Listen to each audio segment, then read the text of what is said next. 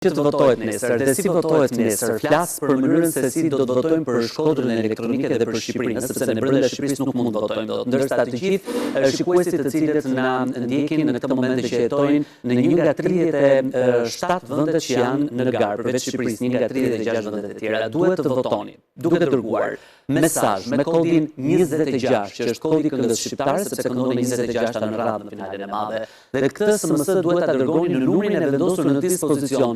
nga televizioni shtetëror i vendit ku ndodheni, që do të thotë nëse jetoni në Itali, duhet shkoni në RAI, të shihni numrin e telefonit ose të thirrjeve dhe aty të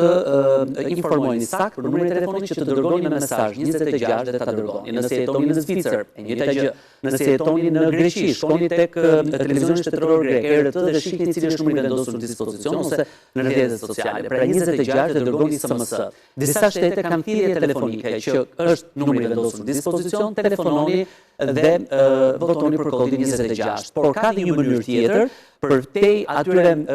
shikuesve që na ndjekin nga vendet që janë pjesë e finales. Nëse jeni për shembull në Shtetet e Bashkuara të Amerikës, Kanada, Australi, në çdo cep të botës, është një segment votimi që quhet Rest of the World, pjesa tjetër e botës, ku ju mund të votoni vetëm online me një pagesë të vogël dhe mund të votoni duke shkarkuar aplikacionin e Eurovisionit ose nëse hyni në Google, keni telefonin ose kompjuterin tuaj dhe votoni, ose shkoni dhe klikoni www.sc.vote dhe aty do të ndiqni të gjithë mekanizmin për të votuar për Shqipërinë, për të votuar për Shkodrën Elektronike.